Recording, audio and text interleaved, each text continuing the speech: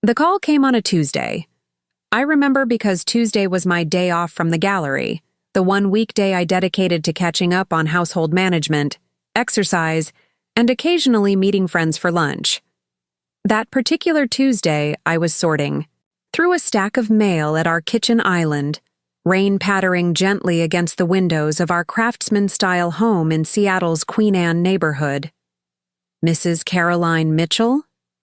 The woman's professional tone gave nothing away. Yes, speaking, I replied, distracted by a bill I'd just opened. David had promised to handle the property taxes last month. Before we jump back in, tell us where you're tuning in from, and if this story touches you, make sure you're subscribed, because tomorrow I've saved something extra special for you. This is Eleanor Winters from Northwest Regional Bank. I'm calling regarding your joint account ending in 4873. I frowned, setting down the envelope. We didn't have a joint account at Northwest Regional. Our accounts were with First Liberty, where David's law firm had done the corporate banking for 15 years. I think there's been a mistake. We don't bank with Northwest Regional. A pause.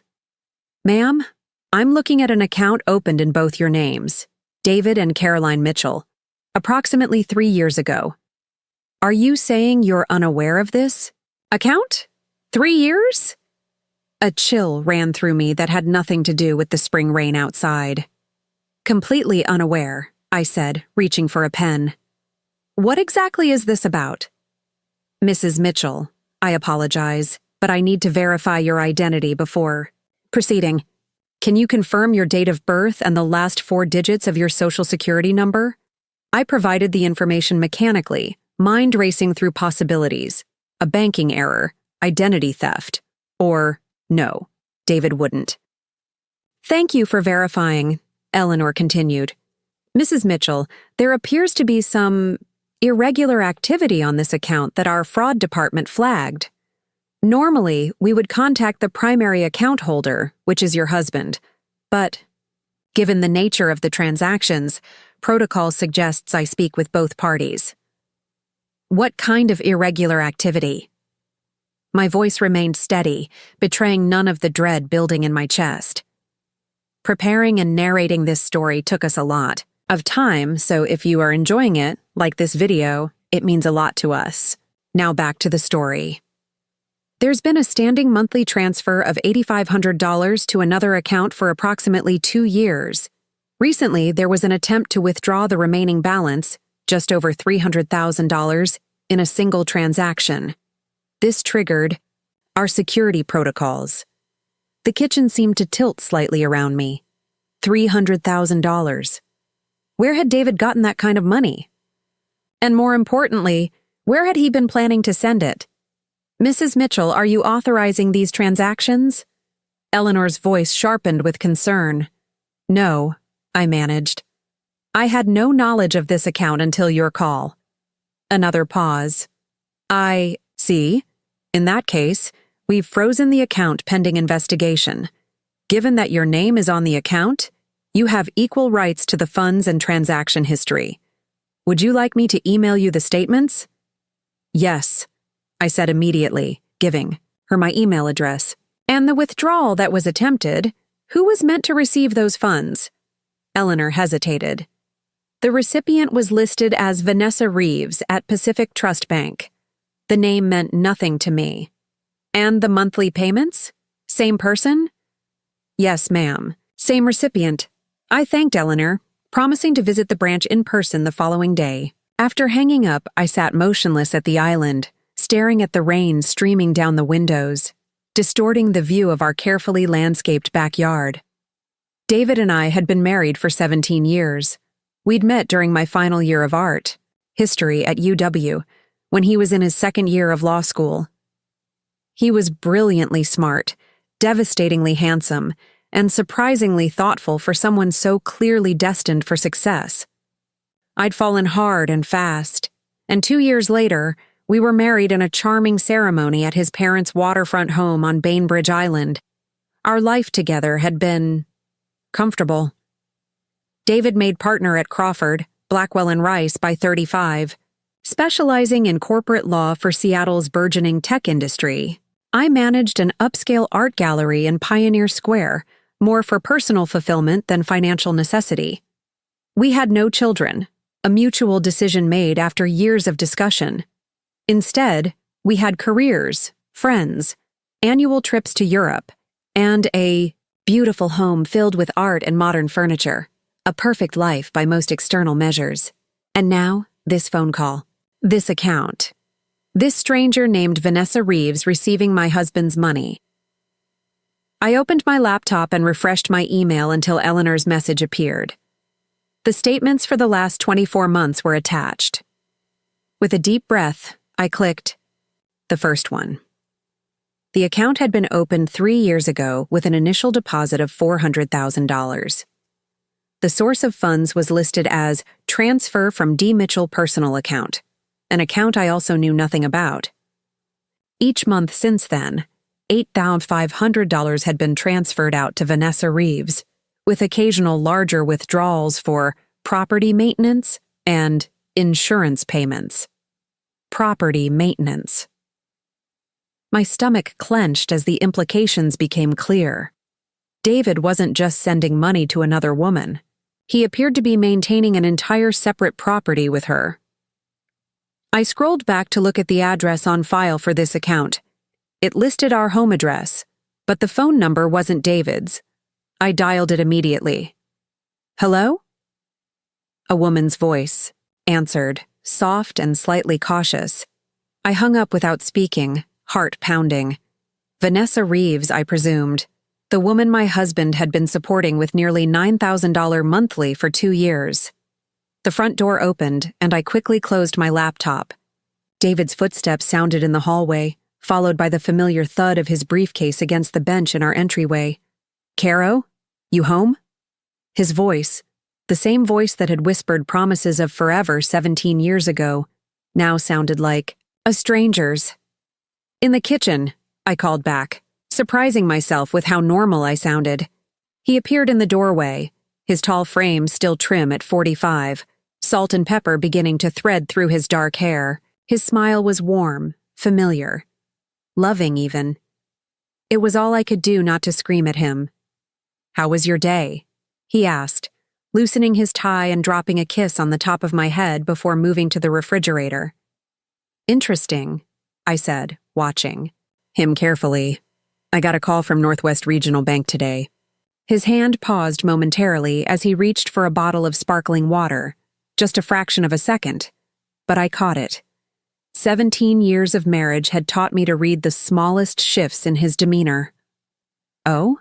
He said, voice carefully neutral. As he turned around. What did they want? There seems to be an account there in both our names. One I knew nothing about. For a moment, David's face remained impassive. Then, with practiced ease that made my blood boil, he frowned in apparent confusion. That doesn't sound right. Did you give them any personal information? It might be a scam. The practiced concern, the immediate deflection, it would have worked 2 hours ago. It might have worked for the past 3 years. But not now. It's not a scam, David. The account exists. It has over $300,000 in it, and up until today it was making monthly payments to someone named Vanessa Reeves. Care to explain? His expression shifted minutely, calculations clearly running behind those gray eyes I'd once found so captivating. He set down the water bottle and sighed. Caroline, it's not what you think. What exactly do I think, David?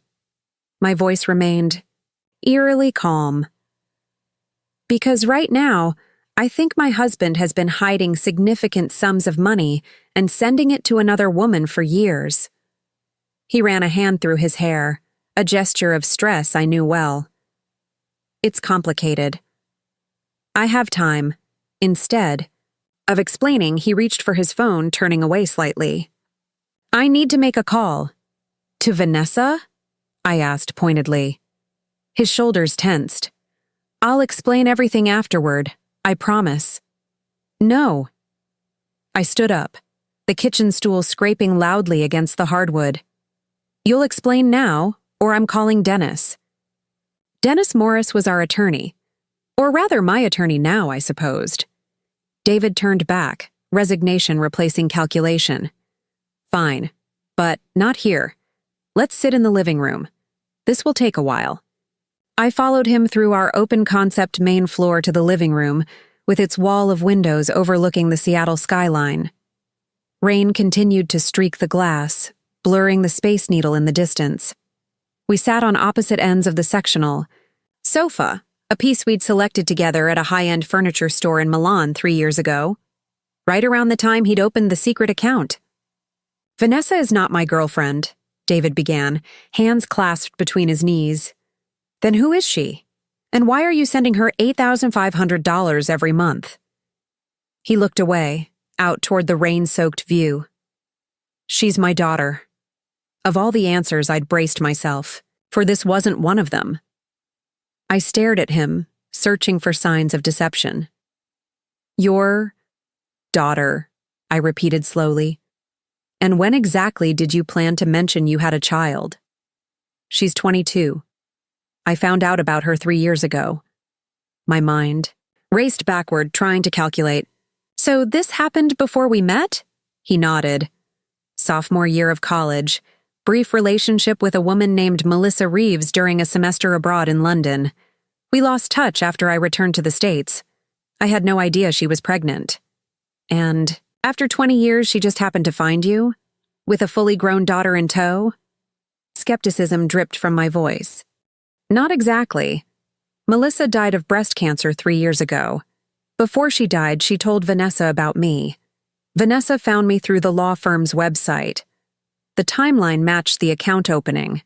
Still, something didn't add up. Why the secrecy? David, why not tell me? He had the grace to look uncomfortable. At first, I wasn't sure if she was really mine. I had a paternity test done discreetly. By the time I confirmed it, I was afraid of how you'd react. So instead of having an honest conversation with your wife, you opened a secret account and started sending thousands of dollars monthly to someone I knew nothing about? The calm I'd been maintaining began to crack. What about the property maintenance? Insurance payments? What else haven't you told me? David's jaw tightened. I bought her a condo, here in Seattle. She was living in student housing in London, studying design. After Melissa died, she had nowhere to go. I wanted to help her get established here, closer to me. Closer to you, I echoed, while keeping her completely separate from your actual life, from me. I was trying to find the right time to tell you. 3 years, David. You've had 3 years. My voice rose despite my best efforts. And now I discover this only because the bank called me about a suspiciously large withdrawal. Were you planning to empty that account? He looked away again. Vanessa's starting her own design business. She needed capital. $300,000 worth of capital for a 22-year-old with no business experience. I shook my head in disbelief. I'm not an idiot, David. I never said you were. But this is my money, Caroline. Money I earned and saved separately. In an account with my name on it, I countered. Why put me on the account at all if you wanted to keep this secret? He hesitated, and I knew immediately I wouldn't like the answer. The bank required a joint account for the asset transfer I initially set up. It was simpler than creating a trust. Asset transfer, I repeated dully. What assets precisely? Just some investments I'd maintained separately since before our marriage. Nothing that impacts our main portfolio. The casual way he referenced hundreds of thousands of dollars of hidden money made my blood boil. This was not the man I thought I'd married. I want to meet her, I said suddenly. David's head snapped up. What? Vanessa, your daughter. I want to meet her. I don't think that's a good idea right now. Why not? You've had 3 years of relationship with her while keeping me in the dark. Don't I deserve to know who she is? It's complicated, Caroline. She's still adjusting to having me in her life. Throwing you into the mix might overwhelm her. I laughed bitterly. Overwhelm her? What about me? I just discovered my husband has been living a double life for years. It's not a double life, David protested. I was trying to do the right thing for a young woman who lost her mother and reached out to me. By lying to your wife? That's your version of doing the right thing? He had no answer for that. I stood up, needing distance. I'm going to stay with Jessica tonight. I need space to process this. Caroline, please, let's talk this through. I know I handled this badly, but... Badly? I turned back, incredulous. David, you maintained an entire separate financial life and relationship for 3 years. You purchased property for another woman. You were about to give her hundreds of thousands of dollars. And you did all of this behind my back, using an account that fraudulently had my name on it. Badly doesn't begin to cover it. I moved toward the stairs, intent on packing a bag, but his next words stopped me. There's something else you should know. Of course there was. I turned back slowly. What now? Vanessa is pregnant. That's why. She needs the money. She's opening a design studio that she can run while raising the baby. Her boyfriend left when he found out. The hits just kept coming. Not only did David have a secret daughter, but he was about to become a secret grandfather as well. When is she due? July, he replied, watching me carefully. 4 months from now. My mind flashed to the trip to Tuscany we'd been planning for this summer. Had he ever intended to go, or was that just another lie? Were you ever going to tell me any of this? I asked, suddenly exhausted. Yes, eventually. His voice softened. I love you, Caroline. That's never changed. But everything else had. The foundation of trust our marriage was built on had crumbled beneath my feet. What else didn't I know about the man I'd shared my life with for nearly 2 decades? I continued upstairs without responding, my mind racing. In our bedroom, I mechanically pulled a suitcase from the closet and began filling it with essentials. Through the window, I could see the rain had intensified, matching my turbulent emotions. As I packed, a plan began forming. I wasn't just going to run to Jessica's and cry, over-whine about my husband's betrayal. I needed answers, real ones, not the carefully curated explanation David had provided. And there was only one person who could give them to me. I needed to find Vanessa Reeves. The bank statements had shown payments for property maintenance. There would be an address associated with those payments. Eleanor at Northwest Regional would have access to that information. I finished packing, then opened my jewelry box, retrieving the emergency cash I kept there. $5,000 that suddenly seemed like a paltry sum compared to David's secret fortune. On a hunch, I checked the hidden compartment where I kept my passport. David's wasn't there. Another secret unexplained. Another conversation for another day. I carried my suitcase downstairs. David stood in the foyer, looking older than he had just an hour before. You don't have to leave, he said quietly. This is your home, too. Is it? I'm not sure I know what's mine anymore. I set the suitcase down. I'll be at Jessica's. I need time to think. Caroline. He stepped forward, reaching for me. I stepped back. Don't. Not now. At least let me explain about the withdrawal. It wasn't all for Vanessa. Part of it was, save it for another day. I cut him off, not ready for more revelations. Right now, I just need space. He nodded reluctantly. Will you call when you get there? Just so I know you're safe? The familiar concern in his voice nearly broke me. How could he be so duplicitous and still sound like the caring husband I thought I knew? Fine, I agreed, picking up my suitcase again. But that's all. Rain poured as I made my way to my car, soaking my jacket in the short distance from door to driveway. I placed the suitcase in the trunk of my Audi, then sat in the driver's seat, hands gripping the steering wheel as I tried to steady my breathing. For 17 years, I'd believed in my marriage. In David. In us. That belief had shaped every decision, every plan, every dream for the future, and it had all been built on a foundation of secrets. I started the car, my course clear. First Jessica's house, then the bank in the morning. I needed to know exactly who Vanessa Reeves was, beyond David's carefully controlled narrative. I needed to understand what else he might be hiding. Because one thing had become painfully clear in the last few hours. The David Mitchell I married and the man who actually existed were two very different people, and I was determined to uncover every lie that separated them.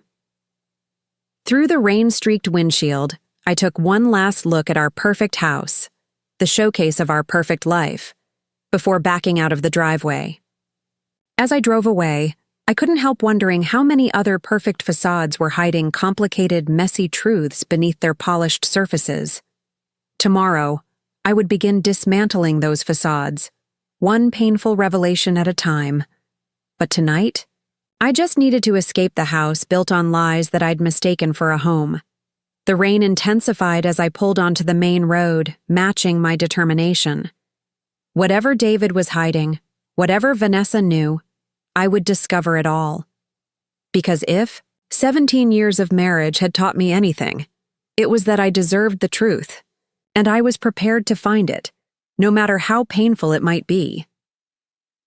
Jessica answered the door in yoga pants and an oversized sweater, her expression shifting from welcome to concern as she took in my rain-soaked appearance and the suitcase gripped in my white-knuckled hand. "Caroline? What's happened?" I stepped into her warm foyer, the familiar scent of sandalwood incense and fresh flowers, a stark contrast to the emotional hurricane inside me. Jessica had been my closest friend since college, the constant through job changes, marriage, and all of life's transitions. "David has a daughter," I said, the words still strange on my tongue. "A 22-year-old daughter I just found out about today." Jessica's eyes widened. "Holy shit!" She took my suitcase and guided me through her art-filled condo to the kitchen, where a half-empty glass of red wine sat on the counter. Without asking, she poured me one and slid it across the marble surface. "Start from the beginning," she instructed, settling onto a bar stool. I told her everything. The call from the bank, the secret account, the monthly payments, the condo, the pregnancy. As I spoke, Jessica's expression cycled through shock, anger, and finally calculated determination. "So he's been hiding this girl for 3 years? While you two traveled the world, planned your future, shared every part of your life?" She shook her head in disbelief. "And you've never met her? Never even seen a photo?" "No. According to David, he was trying to find the right time to tell me." The bitterness in my voice surprised even me. "That's bullshit," Jessica declared, refilling both our glasses. "If he wanted to tell you, he would have. 3 years is deliberate concealment, not poor timing." I nodded, staring into my wine. What bothers me most is how easily he lied. Every dinner conversation about our day, every vacation plan, every discussion about our finances, all of it happened while he was maintaining this entirely separate life. "What are you going to do?" Jessica asked. "Tomorrow I'm going to the bank to learn as much as I can about these transactions. I want to know where this condo is. I want to meet Vanessa." Jessica raised an eyebrow. "Are you sure that's wise? Maybe you should talk to a lawyer first." "I need to see her face to face, Jess. I need to understand who she is and what she knows about me. Has David been portraying me as the wicked stepmother who can't know about her? Or does she even know I exist?"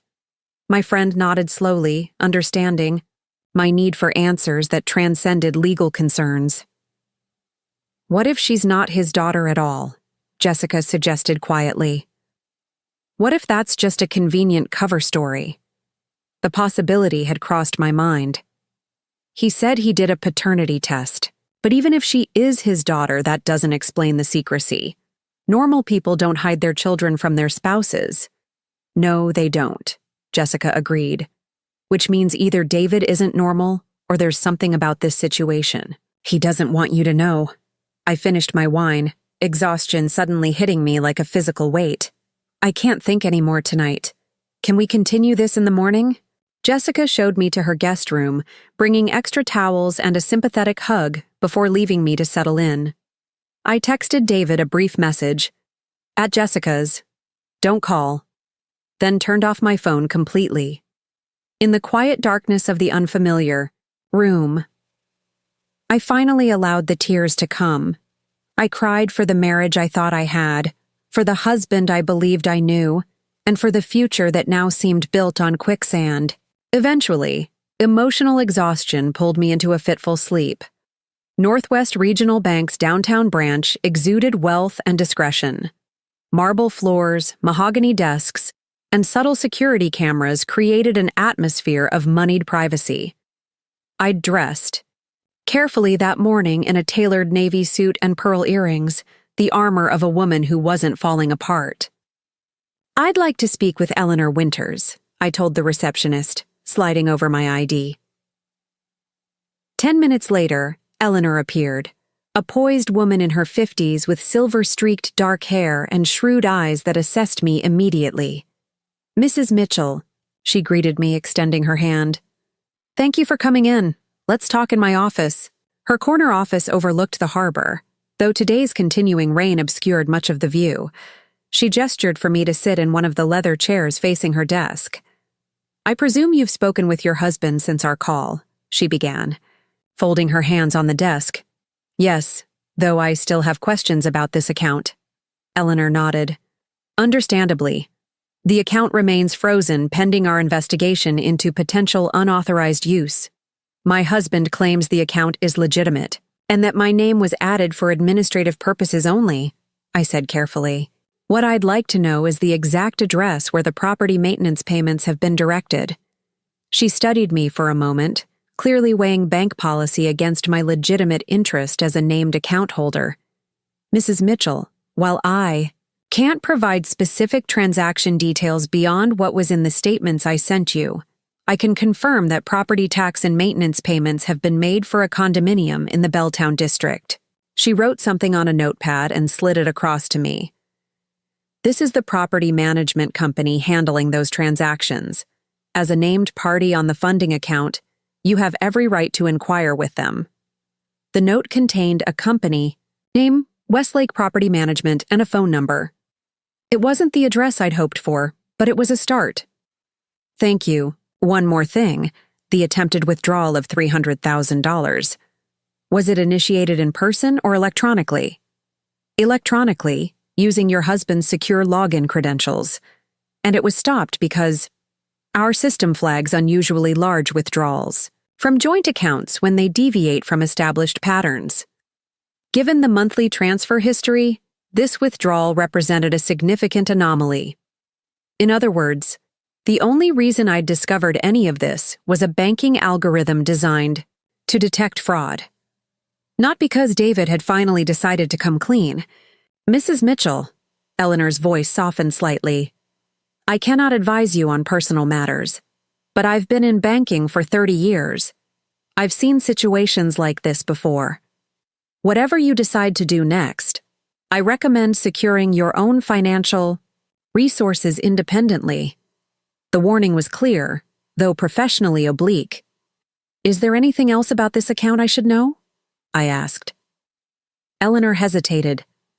"The original funding came from an offshore account before passing through Mr. Mitchell's personal account. That's not unusual for high-net-worth individuals, but it's worth noting." Offshore accounts. The revelation added another layer to David's financial deceptions. How much else didn't I know about our finances? I thanked Eleanor and left, the property management company's information burning a hole in my pocket. Outside the bank, I called the number immediately, formulating my approach as the phone rang. "Westlake Property Management. How may I direct?" "Your call?" a cheerful voice answered. "Hello, this is Caroline Mitchell. I'm calling about a condominium my husband manages the payments for. It's occupied by Vanessa Reeves. I need to drop off some documents but seem to have misplaced the address." A brief pause. "Let me check our system.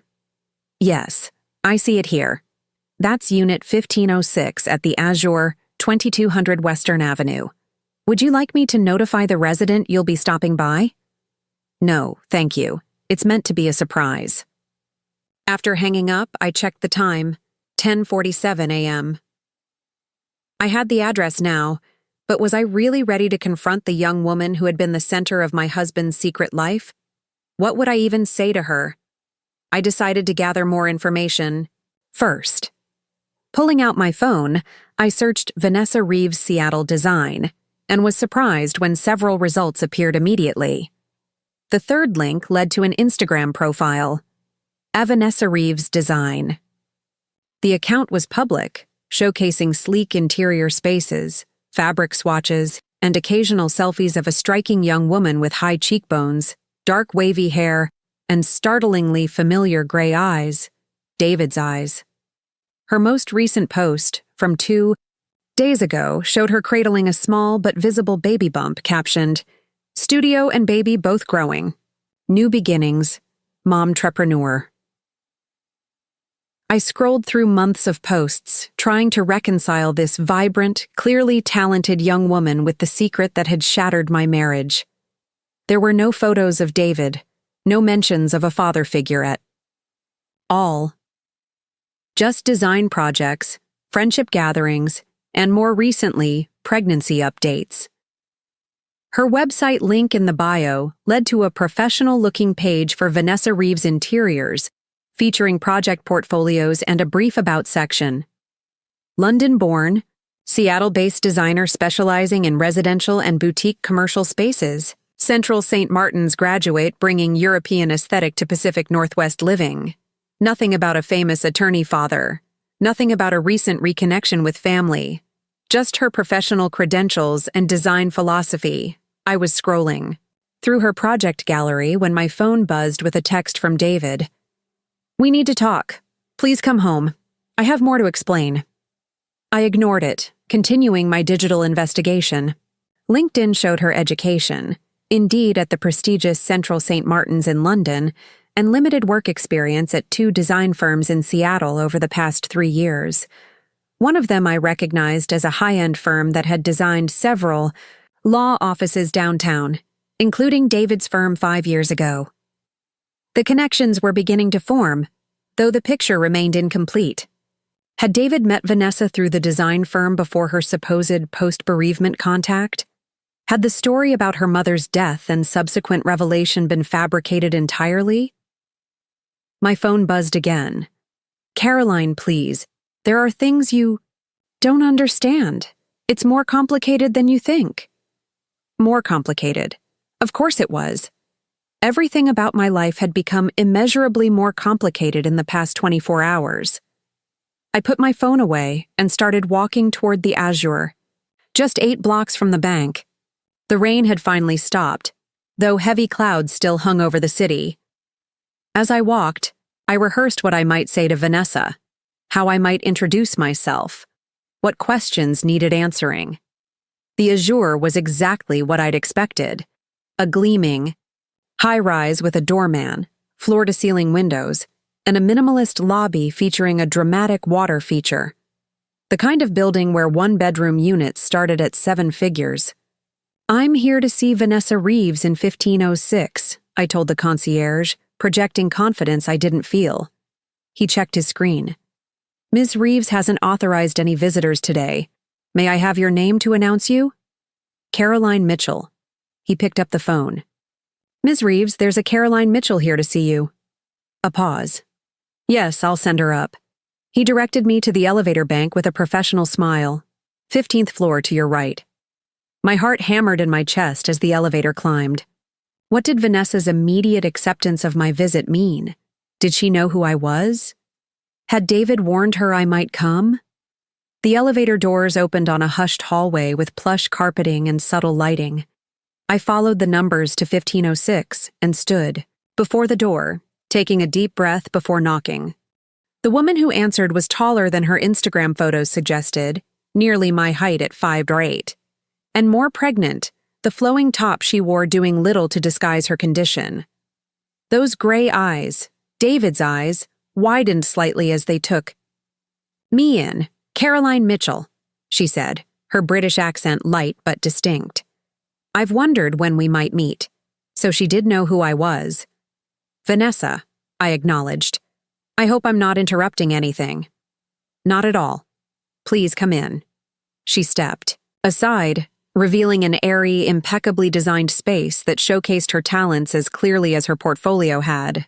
Floor-to-ceiling windows framed a stunning view of Elliott Bay, while mid-century modern furniture in muted blues and grays created a sophisticated yet comfortable living area. Beautiful place, I commented, taking in the obvious quality of everything, from the hardwood floors to the statement lighting. Thank you. David has good taste. She gestured toward a seating area. Tea, coffee, water? Water would be fine. I remained standing, unready to settle into casual conversation. She moved to the open kitchen and filled 2 glasses from a filtered tap. I assume David finally told you about me. Not exactly, I replied.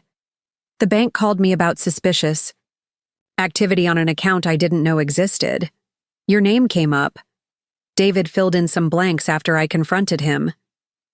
Vanessa paused, then handed me a glass. I see. That explains why you're here rather than him. She settled onto a gray velvet sofa, tucking one leg beneath her with graceful ease. What did he tell you? I remained standing. That you're his daughter from a college relationship, that your mother died 3 years ago, that you found him afterward and he's been supporting you since. I watched her face carefully. That you're pregnant and need money to start your design business. Something flickered across her expression. Surprise? Amusement? It was gone too quickly to interpret. Quite the condensed version, she remarked, sipping her water. Though I suppose that covers the basic facts. Does it? I finally sat down, across from her. Because I have the distinct impression there's much more to this story. Vanessa studied me with those familiar gray eyes. There usually is, isn't there? More to every story. Like why my husband felt the need to hide your existence from me for 3 years. Like why he put my name on a bank account without my knowledge. Like why he was about to transfer $300,000 to you yesterday. She set down her glass. Those are questions for David, not me. I'm asking you, I countered, because I think you know exactly why he's kept you a secret. A small smile played at the corners of her mouth. You're direct. I appreciate that. She placed a protective hand over her baby bump. But this situation is complicated, and I'm not comfortable discussing David's decisions. Did you know about me? I asked bluntly. Did you know David was married? Of course, she replied immediately. I've known about you from the beginning. Yet, you were comfortable with him hiding you from me? With accepting money and property from him in secret? The smile faded from her face. With all due respect, Caroline, you don't know me or my circumstances. David made decisions about how to handle my reappearance in his life. I respected those decisions. Reappearance, I echoed. So you knew him before 3 years ago? Before your mother died? Vanessa's expression shuddered. I didn't say that. But she had, and we both knew it. A slip that revealed more truth than David's careful narrative. How long have you really known David? I pressed. She stood abruptly, moving toward the windows. I think you should leave. Whatever questions you have about David's choices should be directed to him. I intend to, I assured her, also rising. But first, I want to understand what I'm dealing with. If you're truly his daughter, why all the secrecy? Why wouldn't he simply introduce you as such? Why maintain separate finances and property for you? Vanessa turned, her profile silhouetted against the gray sky outside. Family relationships can be complicated. Not this complicated, not without reason. She was silent for a long moment, seemingly weighing her options. Finally, she turned fully toward me. How much do you really know about David's past, Caroline? About his life before you met? The question caught me off guard. We met in my senior year of college. his second year of law school. I know about his childhood in Bainbridge, his undergraduate years at Yale, his time studying abroad. Do you? She interrupted, a strange intensity in her expression. Do you really know about his time in London? I faltered. David had talked about his semester abroad often enough, the courses he'd taken, the travel he'd done around Europe. But personal details? Relationships? Those had always been mentioned in passing, if at all. What are you suggesting? I asked, a new uneasiness growing. Vanessa seemed to reconsider whatever she'd been about to say. She shook her head slightly. Nothing. I shouldn't have said anything. This is between you and David. No, you opened this door. You clearly know something. I don't. Before she could respond, her phone buzzed loudly on the coffee table. She glanced at it, her expression tightening. It's David, she said, showing me the screen. He's calling to warn me that you might come here. A little late for warnings. Are you going to answer? No. She silenced the phone.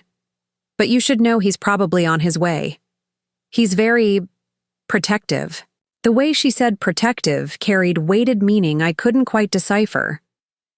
Then perhaps we should speak quickly, I suggested. What do I need to know about David's time in London? Vanessa walked to a sleek desk in the corner and unlocked a drawer, removing a large envelope. After a moment's hesitation, she handed it to me. These are copies. I have the originals in a safe place. Copies of what?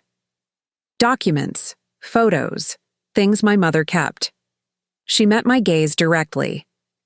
Things that explain why David has been so secretive. I took the envelope, its weight suggesting substantial contents. Why give me these? I asked suspiciously. Because you seem like a decent person caught in a situation not of your making. She glanced toward the silent phone. And because I'm tired of secrets, of being the hidden inconvenience, of watching David construct elaborate narratives to keep his worlds from colliding. The bitterness in her voice surprised me. This didn't sound like a daughter speaking of a recently discovered father. I opened the envelope and pulled out the top document, a marriage certificate, between David Mitchell and Melissa Reeves, dated 23 years ago in London. The room seemed to tilt around me. He was married to your mother? I whispered, the implications cascading through my mind. For 3 years, Vanessa confirmed quietly. They never legally divorced. He simply returned to America and eventually met you. I sank back onto the sofa, pulling out more documents. Photos of a younger David with a beautiful blonde woman. More legal papers, property deeds, insurance policies. And finally, a birth certificate for Vanessa Melissa Reeves Mitchell, born 22 years ago. He abandoned you, I realized, looking up at the composed young woman before me. Both of you. He claims he didn't know my mother was pregnant when he left, Vanessa said, her voice carefully neutral. And perhaps that's true, but he certainly knew he was still legally married to her when he married you. Bigamy. The word floated through my mind, cold and clinical, yet utterly inadequate, to describe the seismic revelation. My entire marriage, all 17 years, had been legally invalid, built on a foundation far more rotten than I'd imagined even yesterday. Does he know you have these documents? I asked, my voice surprisingly steady given the chaos inside. Me? Yes. It's why he's been paying me every month for the past 3 years, not out of paternal responsibility, but to keep me quiet about his first marriage. She rubbed her baby bump absently. The money for my business was meant to be the final payment, enough to set me up permanently in exchange for the original documents and my permanent silence. The pregnancy, the design business, the sudden need for $300,000. It all made horrible sense now. David wasn't funding his daughter's dreams out of fatherly love. He was paying off a blackmailer who happened to be his biological child. Why? Tell me this now? I asked. Why not take his money and disappear? Vanessa sat beside me, closer than before. Because I'm about to have a child of my own, and I'm tired of building life on lies. My mother did that. Pretended David was coming back, pretended everything was fine, pretended we didn't need anyone else. I won't do the same to my baby. The vulnerability in her voice seemed genuine. Still, I couldn't fully trust her. Not yet. Not when everything around me was crumbling. These could be forged, I pointed out, tapping the documents. Part of an elaborate scheme to get money from a wealthy attorney. They could be, she agreed readily. But they're not. David admitted everything when I found him 3 years ago. He doesn't dispute the facts, only tries to manage their revelation. She held my gaze steadily. But don't take my word for it. Ask him yourself. As if summoned by her words, a sharp knock sounded at the door. Vanessa glanced at me, a question, in her eyes. "It's your home," I said, gathering the documents back into the envelope. "But I'm not leaving until I hear David's explanation." She nodded once, then moved to answer the door. I heard David's voice immediately, tense, urgent. "Is she here? Did she come to see you?" Then he stepped into the living room and froze, taking in the scene before him. His wife and his daughter side by side, the envelope of damning evidence in my hands, the terrible truth exposed in the silent space between us. "Caroline," he said, his voice rough with emotion I couldn't decipher. "I can explain everything." I stood, clutching the envelope like a shield. "Yes, David. I think it's time you did." Because the man standing before me was more than a liar, more than an adulterer, with a secret child. He was a bigamist who had spent 3 years paying his abandoned daughter to protect his carefully constructed life of privilege and respectability. A life that was now unraveling thread by thread, and I had only begun pulling. The silence in Vanessa's stylish apartment stretched between us like a chasm. David stood in the entryway, his normally impeccable appearance showing signs of strain, his shirt wrinkled, his hair disheveled as if he'd been running his hands through it repeatedly. "I think I'll give you two some privacy," Vanessa said, moving toward what I presumed was her bedroom. "No." My voice was firmer than I expected. "Stay. Whatever explanation David has, we both deserve to hear it." Vanessa hesitated, then nodded, perching on a bar stool at her kitchen island. Close enough to hear, but deliberately creating space for the confrontation. David's gaze flicked between us, calculation evident in his expression. I'd seen this look. Before, in courtrooms when I'd watched him work, in negotiations with contractors for our home renovations. He was assessing angles, weighing options, formulating a strategy. "The documents Vanessa gave you," he began cautiously. "They require context." "Context?" I repeated incredulously. "What context could possibly explain marrying me while you were still legally married to someone else?" He moved further into the apartment, stopping at a respectable distance. "I believed I was divorced. Melissa and I separated after less than a year together. I signed paperwork before returning to the States. I was assured the divorce was finalized." "Yet you never checked," I said, tapping the envelope. "In 23 years. You never verified your divorce was legally processed before marrying me." David swallowed visibly. "It was a different time, pre-internet. International legal matters were complicated. I was young, eager to put a youthful mistake behind me." "A youthful mistake," Vanessa echoed from her position at the counter. "Is that what I am to you, David? What my mother was?" He turned to her, his expression softening. "You know that's not what I meant. The marriage was a mistake, rushed, impulsive. I was 22, studying abroad, swept up in romance. Your mother was—" He trailed off, seemingly at a loss for words. "Beautiful," Vanessa supplied. "Talented. Trusting." "Yes," David agreed, quietly. "All of those things. But we were wrong for each other. The relationship was volatile, intense." When I returned to the States to finish law school, we both agreed separation was best. I wasn't having any of this reframing. Yet you never bothered to confirm the divorce was finalized. And when Vanessa found you 3 years ago with evidence you were still legally married to her mother when you married me, you didn't come clean. Instead, you paid her to keep quiet and maintained elaborate deceptions to keep your two lives separate. David ran a hand through his hair, confirming my earlier guess about its disheveled state. It wasn't that simple, Caroline. Then explain. It to me? Because from where I'm standing, it looks remarkably simple. You committed bigamy, then spent 3 years covering it up. He moved to the windows, staring out at the Seattle skyline. Rain had begun again, streaking the glass in rivulets that distorted the view. When Vanessa contacted me, I was in the final stages of the Westlake merger. He spoke to the window rather than turning to face us. The biggest case of my career. Over $2 billion at stake, dozens of jobs, years of work. The firm was positioning me for managing partner. I remembered that time well. The late nights, the constant stress, the triumph when the deal finally closed. I'd been so proud of him. She showed me the documentation, he continued. Proof that Melissa and I were never legally divorced.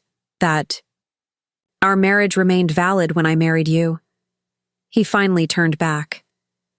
If that information had become public, everything would have fallen apart. My career, my reputation, our life together. So you bought her silence, I concluded flatly. I offered support, he corrected. She'd lost her mother. She was alone in a new country. I provided financial stability while I figured out how to address the legal complications. For 3 years? I challenged. It takes 3 years to consult a lawyer about your options?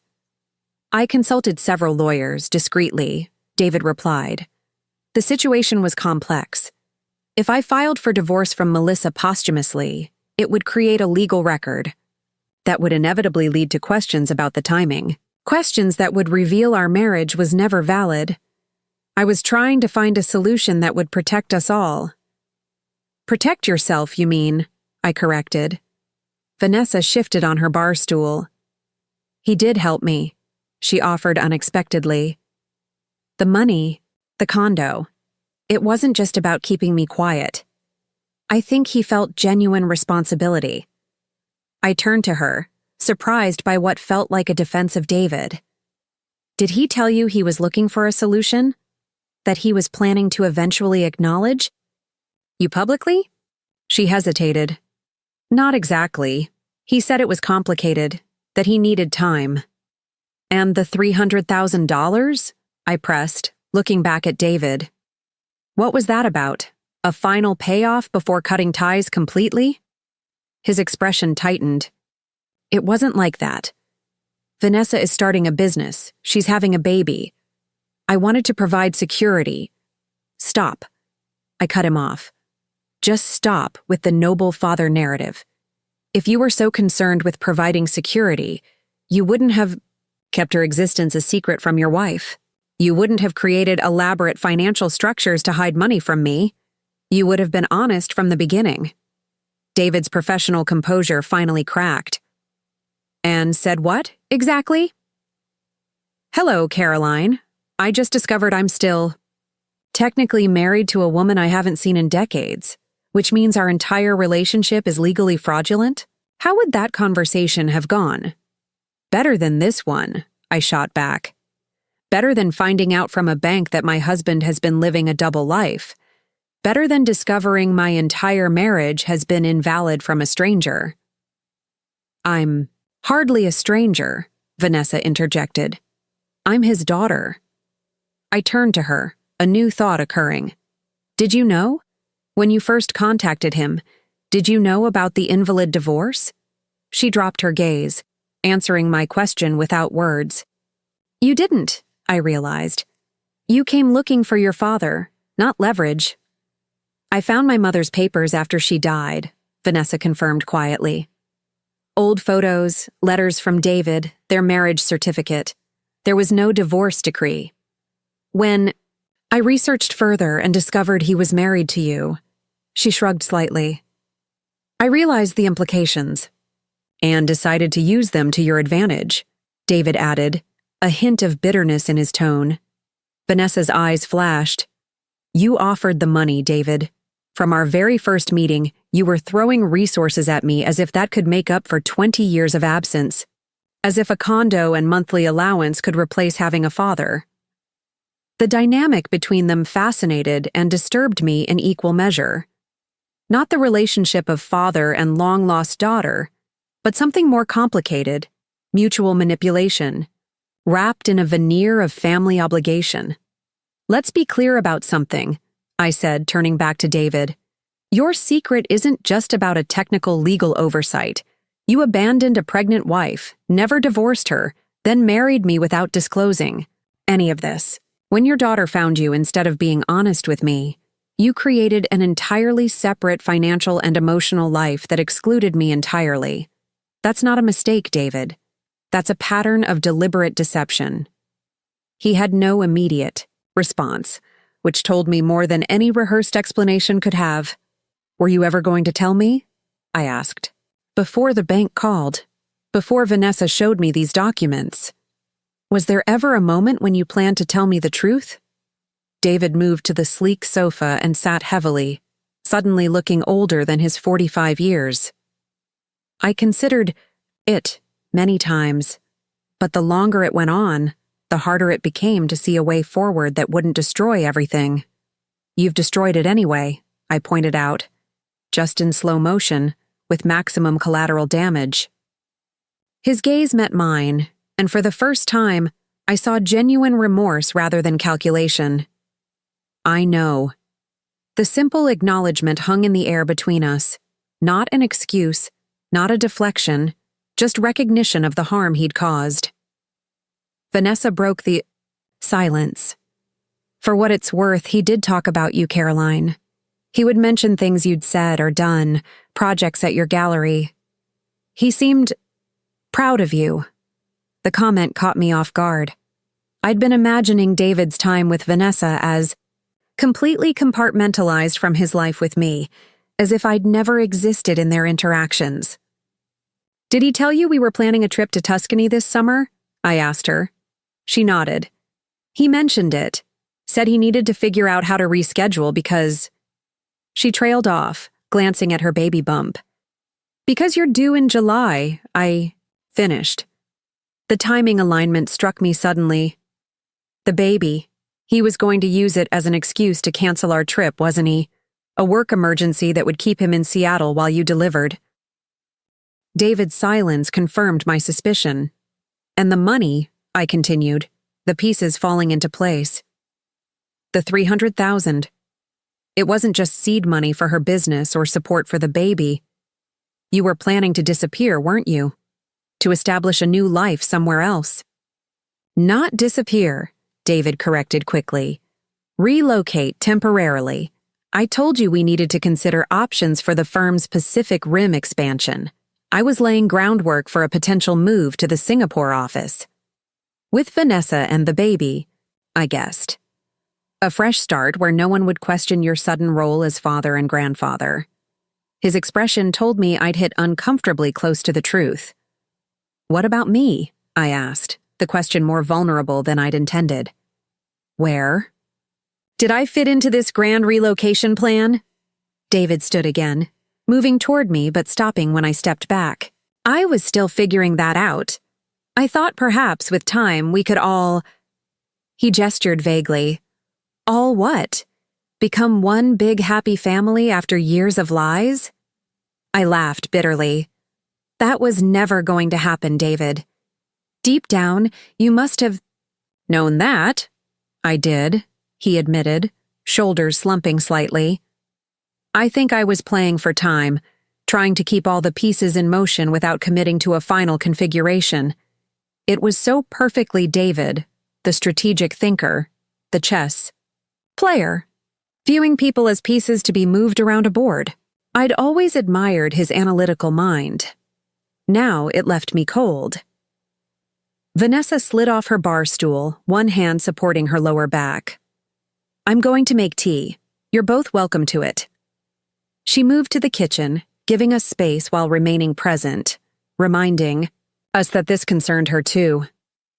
I looked down at the envelope in my hands, then back at the man I'd believed was my husband.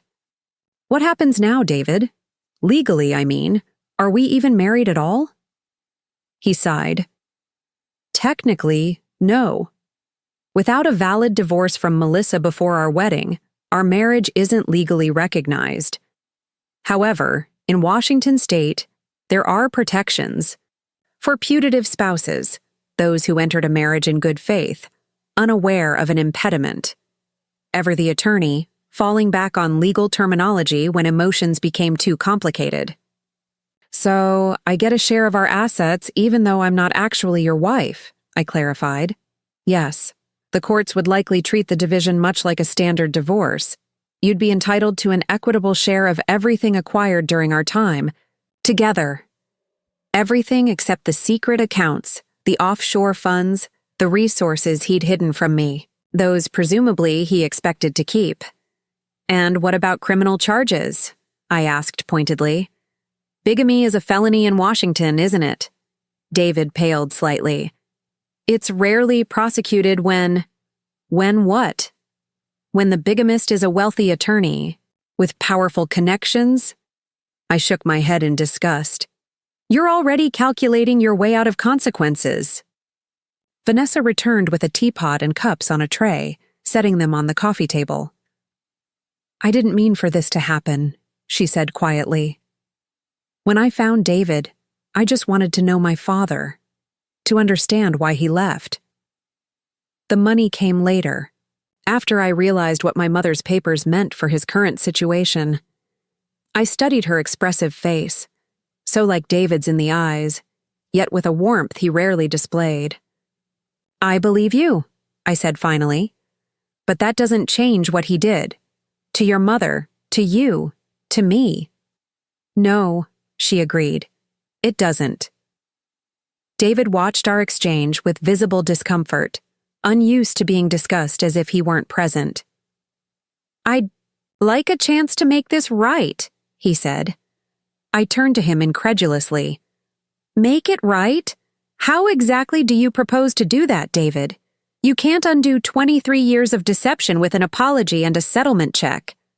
I know that, he insisted, but I can be honest now, completely honest, about everything. He gestured toward the sofa. Please, Caroline, sit. Let me tell you the full story. No more omissions, no more strategic framing, just the truth. I hesitated, then took a seat, maintaining distance between us. Vanessa poured tea and handed me a cup before retreating to a chair opposite us. David began speaking, his voice low and measured. He told of meeting Melissa in London during his semester abroad, her vibrant personality, her artistic talent, their whirlwind romance. The impulsive marriage after just months of dating, spurred by her unplanned pregnancy that ended in early miscarriage. The emotional aftermath, the escalating arguments, his decision to return to the States alone. I was 22, selfish, focused on my career, he admitted. I told myself the separation was temporary, that we'd figure things out. But as weeks became months, the distance felt like relief. I signed paperwork she sent, assumed it was processed. When I met you 5 years later, I truly believed I was legally free. But you never checked, I pointed out again. In the age of information, before proposing to me, you never verified your first marriage was actually dissolved. No, he acknowledged. I didn't. Perhaps because deep down, I didn't want to reconnect with that part of my past, even administratively, he continued, describing the shock of Vanessa's appearance 3 years ago, the DNA test confirming her identity, the gradual revelation of his still valid marriage to Melissa, who had died never having legally divorced him. I panicked, he said, simply. Everything I'd built seemed suddenly precarious. My partnership at the firm, my reputation, our marriage, All of it could collapse if the truth came out. So you bought time, I surmised, and Vanessa's silence. I told myself it was support for my daughter, he corrected, a way to meet my obligations while I figured out a solution. But 3 years passed, I pressed. And instead of coming, clean, you were planning to leave the country with her and the baby. David looked down at his hands. I was exploring options. The Singapore position offered a way to build a relationship with Vanessa and my grandchild without immediately disrupting our life here. I thought eventually, with time and distance, I could find a way to integrate these parts of my life. You mean once you'd established a believable narrative that wouldn't expose your bigamy, I translated. He didn't deny it. Vanessa spoke up from her chair. He did try to be a father in his way, asking about my design work, my friends. He wanted to know who I was, beyond just the legal threat I represented. I turned to her. And the pregnancy? Is that why he was finally transferring such a large sum? A grandchild raised the stakes? She placed a protective hand over her belly. Partly. The baby made everything more urgent. But I also needed capital for my business. Commercial space in Seattle isn't cheap, and startup costs for design are significant. She hesitated. And I think David saw it as an opportunity to finally resolve things. A clean break with enough money to ensure I wouldn't need ongoing support. $300,000 to go away quietly, I mused, while he reinvented himself in Singapore with a new story about a daughter who'd found him after her mother's death. David flinched. It wasn't that calculated, wasn't it? I challenged. Because from where I'm sitting, everything you've done for 3 years has been precisely calculated. The separate accounts, the property in her name only, the carefully constructed explanations. You're a strategic thinker, David. That's what made you such a successful attorney. You never move without considering all the angles. He had no answer for that. I set down my untouched tea and stood. I need some air. It's too much. Caroline, David began, rising as well. Don't, I cut him off. Just don't. I need space to process this, all of it. I turned to Vanessa. Thank you for the truth. I'm sorry for what he did to you and your mother. Her eyes widened slightly at the unexpected empathy. Thank you. I'm sorry too, for my part in keeping this from you.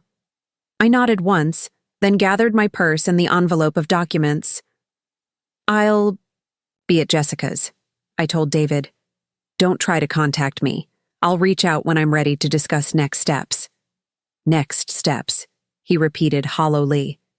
You mean divorce? We can't divorce, I reminded him with bitter irony. We were never legally married. The weight of that reality hung heavy in the air between us. 17 years of building a life together, rendered null by a decades-old deception. I moved toward the door, then paused, turning back. Just answer one question honestly, David. Did you ever love me? Or was I just a convenient replacement when you decided to leave your real wife behind in London? Pain flashed across his features. I have always loved you, Caroline. That was never a lie. Perhaps not. But it was cold comfort in the face of everything else that had been. I left without another word, taking the elevator down to the lobby in a daze. Outside, the rain had intensified, but I barely noticed as I began walking. No clear destination in mind. 17 years of memories cascaded through my thoughts. Our wedding day, which I now knew had been legally meaningless. Holidays with his parents who must have known about Melissa. Had they been complicit in keeping his first marriage secret? The home we'd built together, filled with art and artifacts from our travels. The shared friends, the professional connections, the entire life we'd constructed, all of it built on quicksand. My phone buzzed repeatedly in my purse. Likely David, possibly Jessica, wondering where I was. I ignored it, continuing to walk through the rain until I found myself at the waterfront. I stood at a railing overlooking Elliott Bay, watching ferries cut through the choppy water toward Bainbridge Island. Bainbridge, where David had grown up. where his parents still lived in the waterfront home that had hosted our wedding reception, where we'd talked about retiring someday, another future erased by his deception. I pulled out my phone, ignoring the missed calls from David, and dialed Jessica. "Caroline, where are you? I've been trying to reach you for hours." Her voice was tight with concern. "I met her," I said simply. "Vanessa, and I learned the truth about David. Are you okay? Where are you now?" I looked around at the rain-soaked waterfront. "By the aquarium, I think. Walking." "In this weather?" "Stay there. I'm coming to get you." 20 minutes later, Jessica's Volvo pulled up alongside me. I climbed into the passenger seat, dripping rainwater onto the leather. "You're soaked," she observed, cranking up the heat. "What happened?" I told her everything. The bigamy, the abandoned first wife, the daughter hidden for 3 years, the planned escape to Singapore. As I spoke, Jessica's expression shifted from concern to outrage to grim determination. "You need a lawyer," she said when I finished. "Not just any lawyer, the most aggressive divorce attorney in Seattle." "We're not legally married," I reminded her. "There can't be a divorce." "Then an attorney who specializes in putative spouse cases. The law still protects you, Caroline. And you need someone who'll make sure David doesn't hide assets or manipulate the situation further." She was right, of course.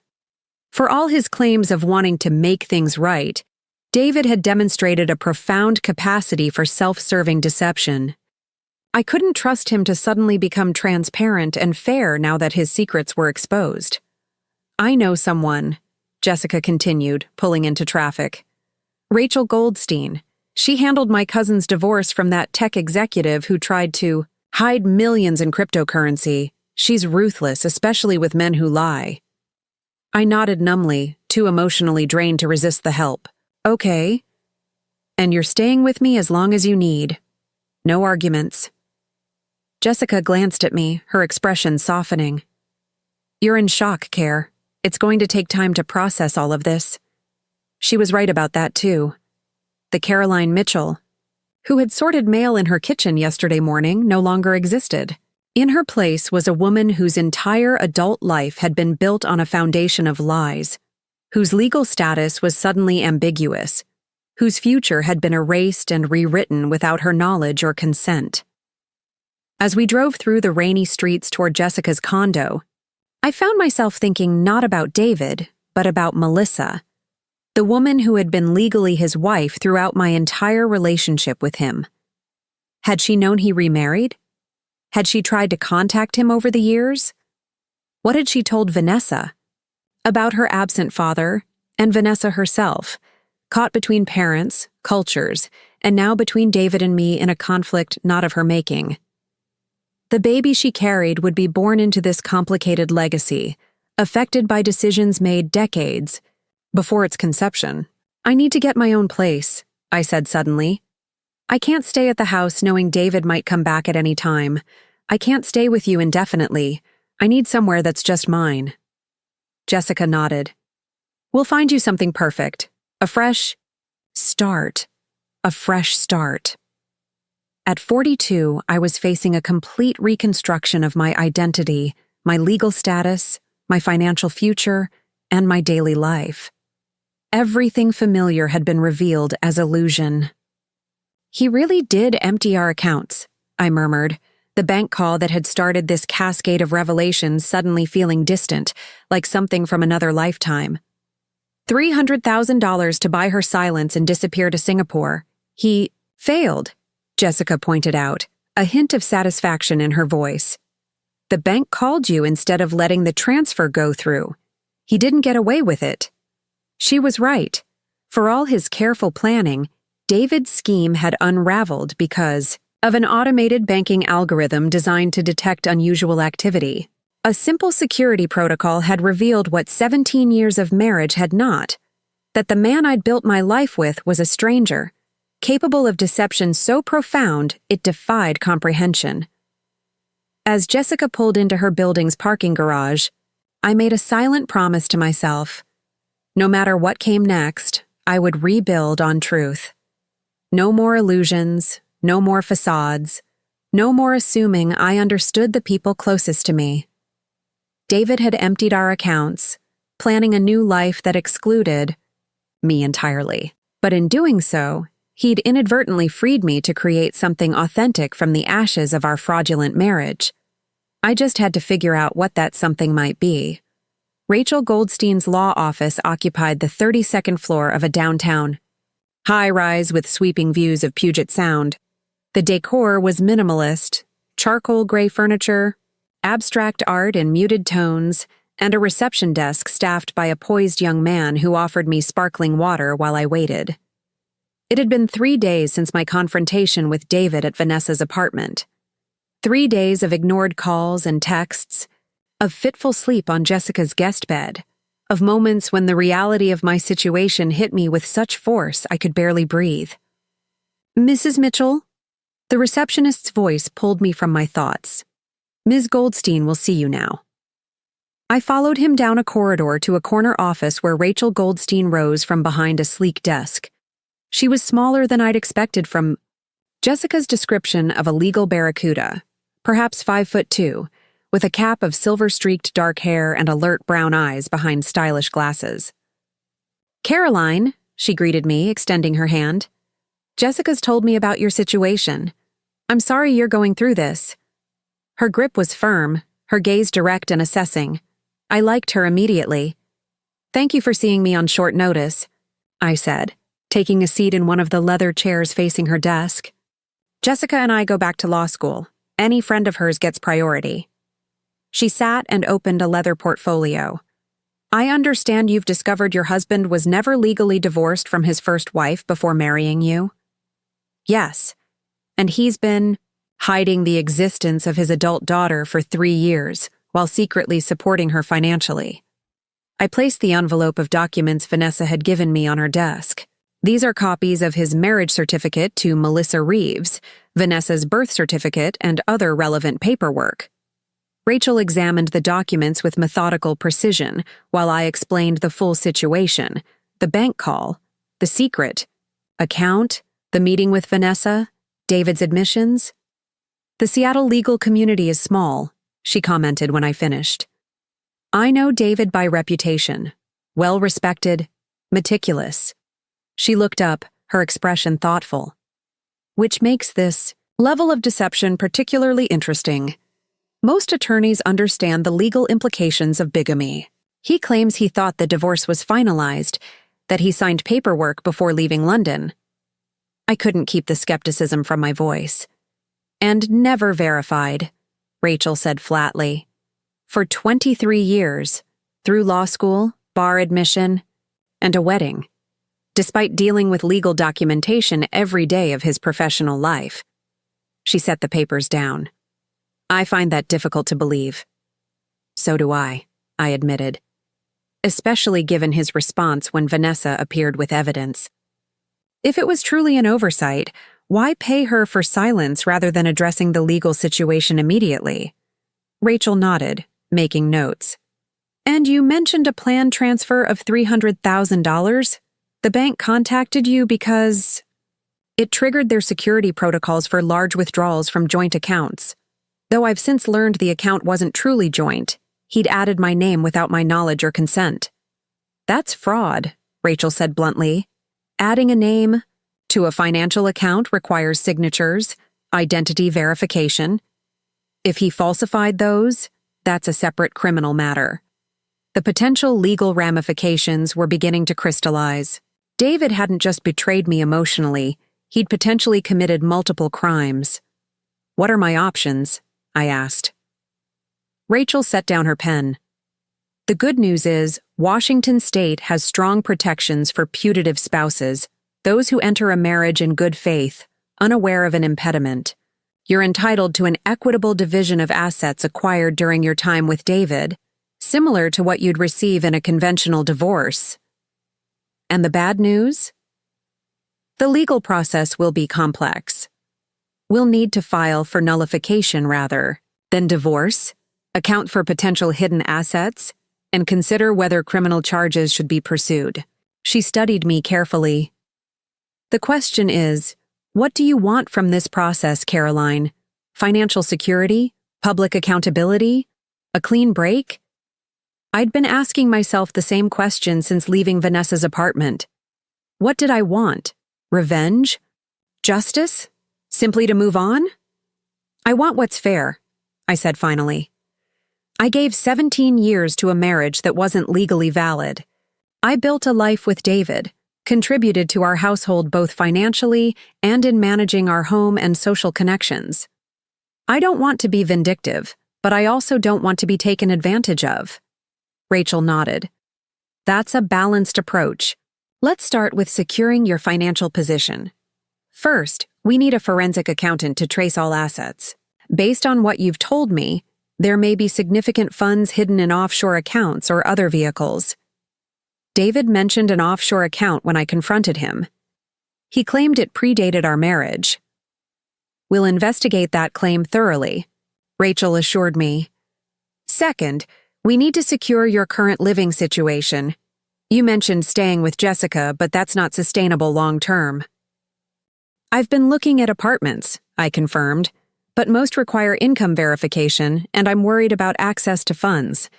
Our main accounts are joint, but after the bank froze the secret account, David might have moved money from our regular accounts as well. Rachel's expression hardened. Let's check that immediately. She turned to her computer. Do you have online access to your joint accounts? I pulled out my phone, logging into our banking app. The main checking account, which typically held at least $50,000 for regular expenses, now showed a balance of $2,947.89. Our joint savings, which had contained nearly $200,000, was down to $15,432.62. He's moved the money, I said, the betrayal feeling fresh despite everything else I'd learned. Almost $250,000 gone. Rachel's fingers flew across her keyboard. I'm drafting an emergency motion to freeze all known accounts and assets. We'll file today. When was the last transaction? I checked the banking records. 2 days ago. Large transfers to an account I don't recognize. Right after your confrontation, Rachel noted. He's moving quickly to shield assets. We need to move faster. She picked up her phone. Janet, clear my afternoon and contact Judge Harrison's clerk. We need an emergency hearing today if possible. She hung up and turned back to me.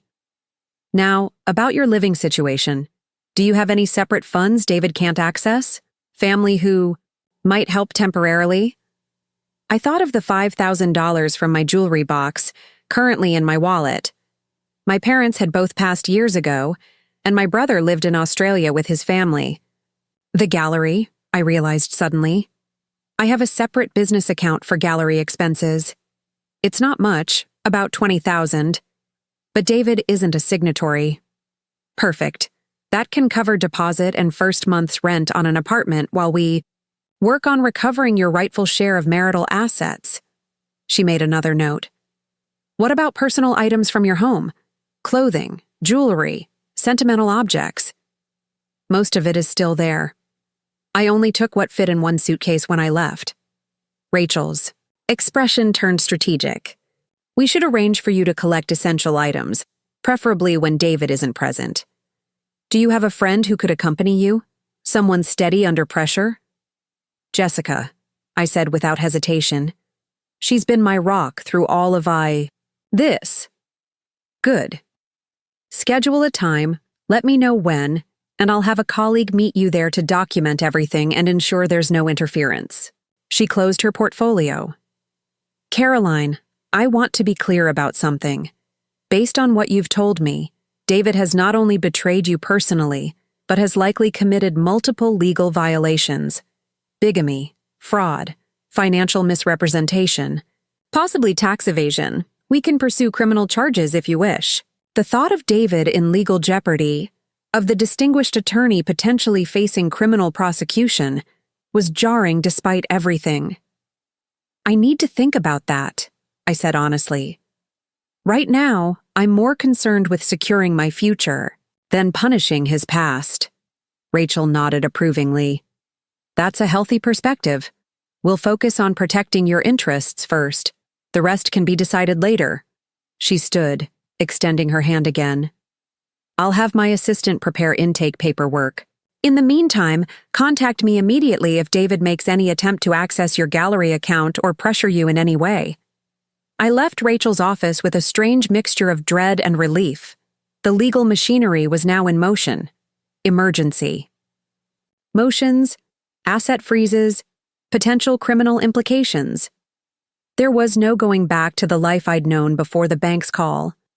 Outside, spring rain had given way to watery sunshine. I checked my phone and found 3 missed calls from David, along with a text. Caroline, please, we need to talk. My parents are asking about you. At least let me know you're okay. His parents. I hadn't even thought about Harold and Elaine Mitchell, who'd welcomed me into their family almost 2 decades ago. Had they known about Melissa? About David's first marriage never being properly dissolved? It seemed impossible they wouldn't have, given how close David was to them, which meant they'd participated in the deception from the beginning. The thought made me nauseous. I ignored David's message and called Jessica instead. How did it go with Rachel? She asked immediately. She's filing emergency motions today, I replied, walking toward the waterfront. David's already moved money from our main accounts, and I need to collect more of my things from the house. Say when. I'll drive and help you pack. Her loyalty warmed me in the midst of so much betrayal. Tomorrow morning, David should be at the office. I'll pick you up at 9, Jessica confirmed. Do you want me to come get you now? Where are you? Walking, thinking. I paused, watching a ferry glide across the sound. Actually, I'm going to visit the gallery. I haven't been in since before everything. Good idea. Reconnect with your own world. Call me when you're ready to be picked up. Pioneer Square was bustling with the lunchtime crowd when I arrived at Mitchell Gallery. The irony of the name hit me anew. My professional identity built around a surname that was never legally mine. The elegant storefront with its carefully curated window display had been my sanctuary for over a decade, a space where I controlled the narrative and presentation. Lisa, my assistant manager, looked up in surprise as I entered. Caroline, we weren't expecting you today. Just stopping by, I assured her, glancing around at the current exhibition, a series of large-scale photographs by an emerging local artist. How's attendance been? Steady. We sold 2 pieces yesterday. Lisa studied me with barely concealed curiosity. Are you all right? You look... I'm going through some personal changes, I said, not ready to explain the full situation to my staff. But the gallery remains a priority. Any issues I should know about? We discussed business matters for the next hour, upcoming exhibitions, a potential new artist to represent maintenance issues with the building's historic heating system. The familiar problems were almost comforting in their mundanity, so different from the existential crisis consuming my personal life. After Lisa returned to helping a customer, I retreated to my small office at the back of the gallery. The space reflected my aesthetic: clean lines, thoughtful details, art books arranged by color on built-in shelves. Unlike my home, which had been a collaborative creation with David, this room was entirely mine. I checked the gallery's business account, confirming the balance, $23,357.82. Not a fortune, but enough to secure housing and basic needs while the legal process unfolded. I transferred $5,000 to my personal account, which David couldn't access. A soft knock at the door interrupted my financial planning. Lisa stood in the doorway, looking uncomfortable. Your husband is here, she said quietly. He's asking to speak with you. My heart raced. Tell him I'm unavailable. I tried. He's insistent. Says it's urgent family business. I considered my options. The gallery was public space. I couldn't exactly hide. And facing David was inevitable eventually, though I'd hoped to have more legal protections in place first. Give me a minute, I requested. Then send him back. After Lisa left, I called Rachel and placed the phone on speaker, then positioned it on my desk where its presence would be immediately visible. David appeared in my doorway moments later. He looked terrible, unshaven, dark circles under his eyes, his normally impeccable suit wrinkled. Under different circumstances, I might have felt concern, Caroline, he said, relief evident in his voice. You're not answering my calls. I have nothing to say to you right now, I replied evenly, gesturing to the phone. My attorney is on the line and has advised me not to speak with you directly. His gaze flicked to the phone, then back to me. You hired a lawyer. Did you expect me not to? After discovering my marriage is invalid and my husband has been hiding significant assets in a secret family for years? David winced. I came to tell you I've secured separate housing. The house is yours to use until we resolve things. Generous, I said dryly, considering half of it is legally mine anyway, as my attorney will confirm. I'm not trying to take advantage, Caroline. I know I've hurt you terribly. I'm trying to do the right thing now. By emptying our joint accounts after I discovered your deception, I challenged. $230,000, David. Transferred 2 days ago. He had the grace to look uncomfortable. That's not what it appears. I moved those funds to separate accounts temporarily while I sorted things out. They're still available as part of our asset division. Rachel's voice came clearly through the phone speaker. Mr. Mitchell, this is Rachel Goldstein representing Caroline.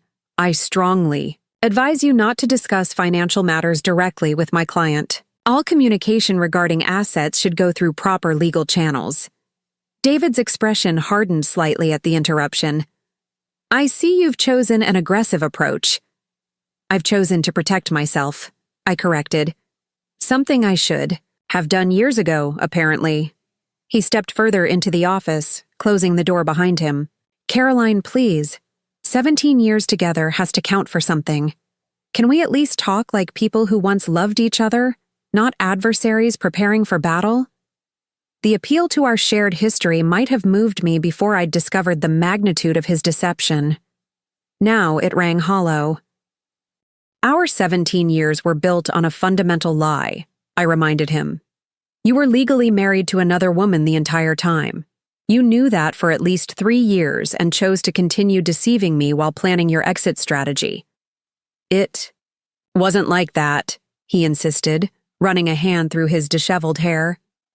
I was trying to find a solution that wouldn't hurt you. Rachel's voice cut in again. Mr. Mitchell, I must insist you leave my client's workplace immediately. Any communication should be directed through my office.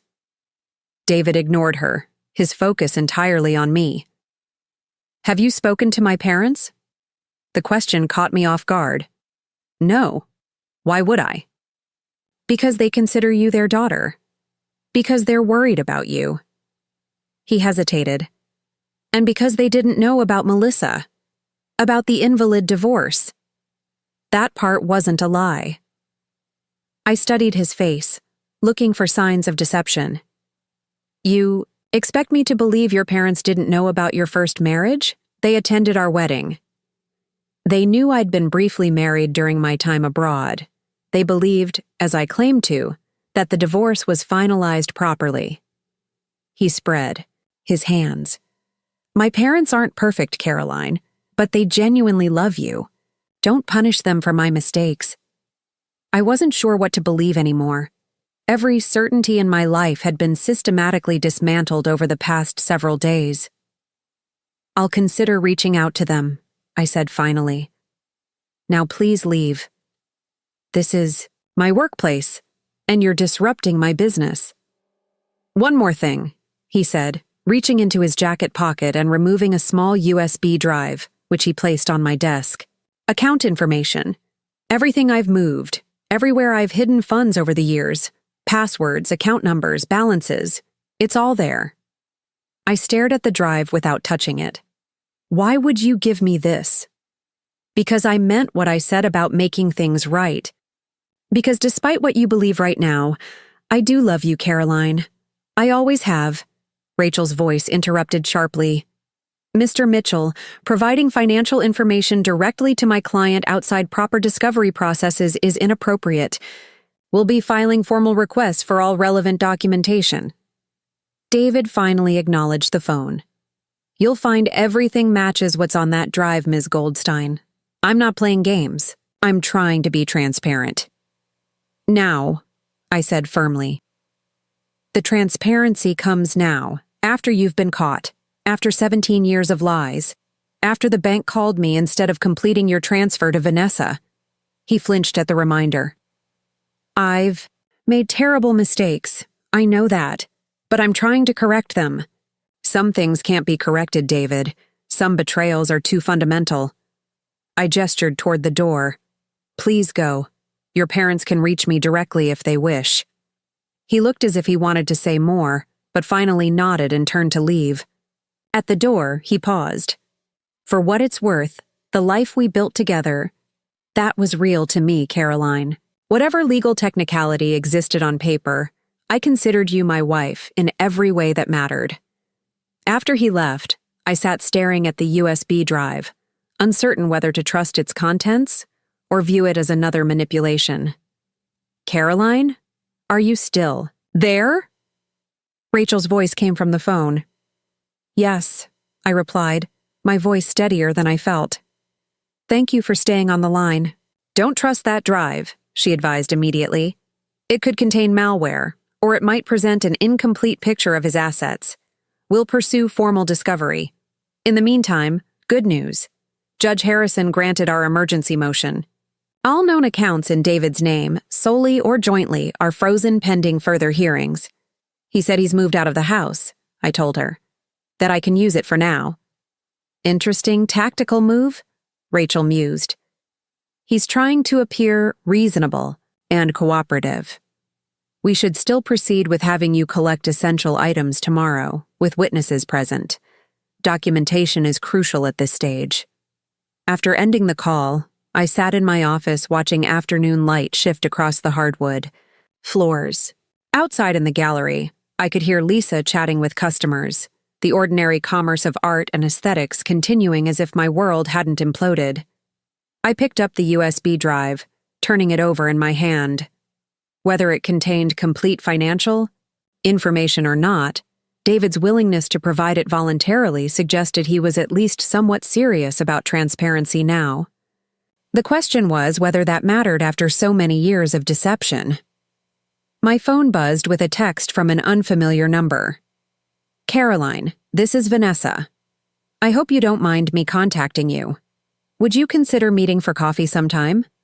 There are things I think you should know. I stared at the message, conflicted. Vanessa was as much a victim of David's deceptions as I was in many ways. She'd lost her mother, discovered her father had abandoned them both, and found herself, pregnant and alone, just as she was trying to establish her career. Yet she'd also used her knowledge of David's bigamy to secure financial support for 3 years, rather than immediately revealing the truth. What could she possibly want to tell me now that she hadn't shared during our confrontation with David? After careful consideration, I replied, I can meet Friday morning. There's a cafe near my gallery called Firenze, 10 a.m. Her response came quickly. I'll be there. Thank you. I put my phone away and gathered my things, suddenly eager to leave the gallery, to escape the Mitchell name emblazoned on the wall, the weight of a professional identity built around a marriage that had never been legally valid. Outside, I messaged Jessica to pick me up, then waited on a bench watching tourists and office workers stream past. My mind kept returning to David's appearance, the dishevelment, the dark circles, the uncharacteristic emotional appeal. Was it genuine remorse? Or just another performance designed to elicit sympathy and potentially more favorable legal treatment? And what about his parents? Had Harold and Elaine truly believed their son's first marriage was properly dissolved? Or had they been complicit in his deception all along, welcoming me into their family while knowing the marriage was invalid? Jessica's car pulled up, and I climbed in gratefully. You look shell-shocked, she observed as we merged into traffic. What happened? David showed up at the gallery, I explained, recounting his visit and the USB drive, and Vanessa texted, "We're meeting Friday." Jessica frowned. "Are you sure that's wise? She's been part of David's deception for 3 years." "Maybe, but she also gave me the evidence that exposed everything. I think she's caught in the middle of this, and I want to hear what she has to say." I gazed out the window at the familiar streets of Seattle, the city where I'd built my adult life, all of it intertwined with a man who had systematically deceived me. Besides, she might have information that could help with the legal proceedings. "Just be careful," Jessica advised. "Everyone connected to David has proven capable of significant deception." Her warning was fair, but something about Vanessa's request felt genuine.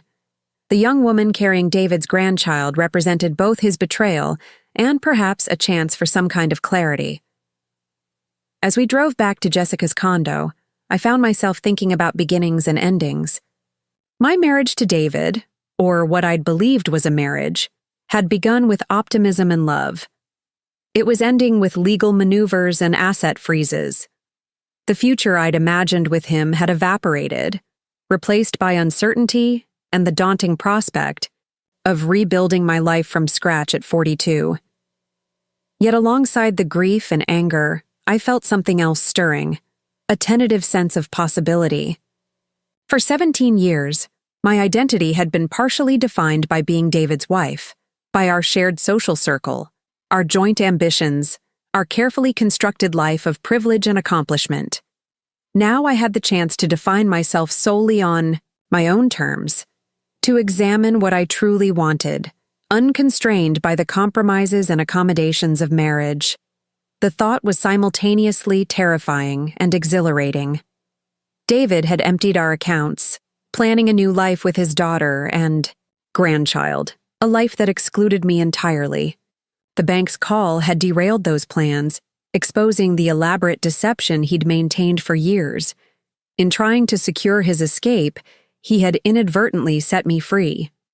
The question now was what I would do with that freedom. Forensi Cafe hummed, with Friday morning activity, laptops open, business meetings in progress, baristas calling out elaborate drink orders. I'd arrived early, securing a corner table that offered both privacy and a clear view of the entrance. When Vanessa walked in at precisely 10 a.m., her pregnancy was even more noticeable than it had been 4 days earlier. She wore a flowing maxi dress that accentuated her bump, her dark hair pulled back in a simple ponytail. Several patrons glanced up as she passed, her natural grace drawing attention. "Thank you for meeting me," she said, lowering herself carefully into the chair across from mine. "I wasn't sure you would." "I'm not sure why I did," I admitted, pushing a cup toward her. "Herbal tea. I remembered you mentioned avoiding caffeine."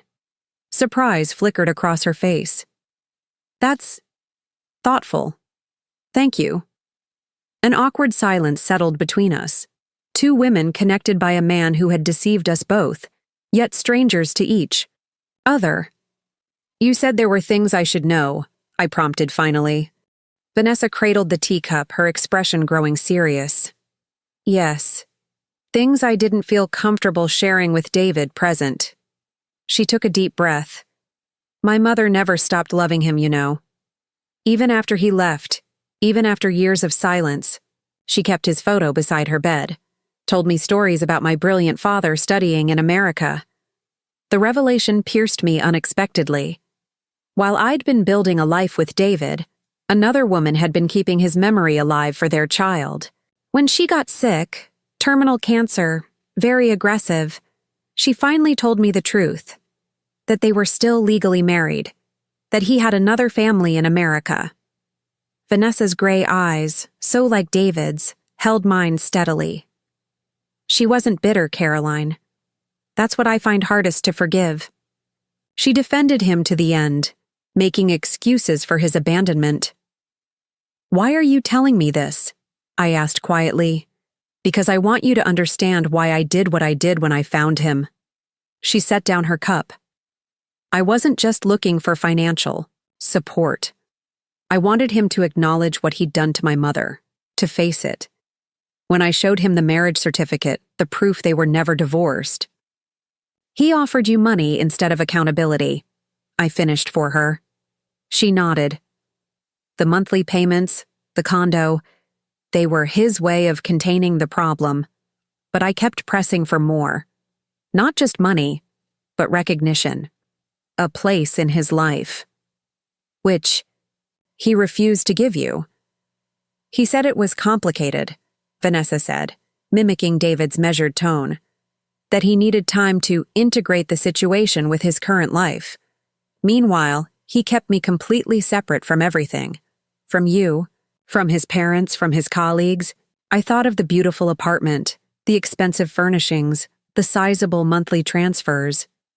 The golden cage. Exactly. She placed a protective hand over her baby bump. Then I got pregnant. The timing couldn't have been worse. My boyfriend left, my design business was just starting, and David... She hesitated. David saw it as an opportunity. To finally cut ties, I surmised, remembering his planned transfer and relocation. He presented it as generosity, seed money for my business, support for his grandchild. But the conditions were clear. Take the money, sign papers relinquishing any further claims, maintain complete silence about our relationship. Vanessa's expression hardened. $300,000 to disappear from his life permanently. While he relocated to Singapore with a conveniently uncomplicated narrative, I added, the pieces aligning perfectly now. What he didn't expect was for me to realize I was repeating my mother's pattern, accepting financial support instead of demanding truth and accountability. She leaned forward slightly.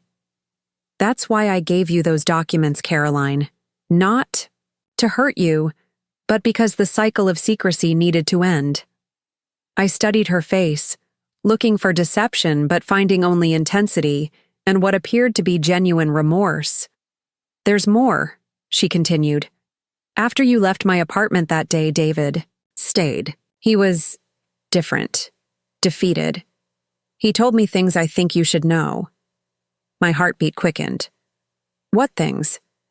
He never intended to divorce my mother. Even after he met you, he could have returned to London, finalized things properly. He chose not to because he feared it would create a legal record that might eventually surface. She held my gaze steadily. And because as long as he remained technically married to my mother, a significant portion of his assets remained shielded in trusts he'd established in her name, trusts he continued to control through a legal loophole. The revelation hit me with physical force. He maintained his first marriage as a financial strategy. His practice specialized in asset protection for wealthy clients. He applied the same techniques to his personal life. Vanessa reached into her bag and produced a folder. These are financial records my mother kept. Correspondence about trust distributions, offshore accounts. I found them after her death, but didn't understand their significance until recently. I accepted the folder with numb fingers. You're giving me ammunition against him. I'm giving you the truth. Vanessa's expression was resolute. My mother spent 20 years waiting for a man who had calculated her value only in terms of financial convenience. I refused to participate in that legacy of deception any longer. Why now? You accepted his money for 3 years. Because of this, she said, touching her belly. Having a child changes your perspective on legacy, on what matters. I don't want my baby born into a web of lies. I believed her. Despite everything, I found myself believing this young woman who had been as much a victim of David's manipulations as I had been, albeit in different ways. What will you do now? I asked. Build my design business legitimately, raise my child with honesty, break the cycle. She smiled faintly. The irony is, I do have talent. I could have succeeded without David's money.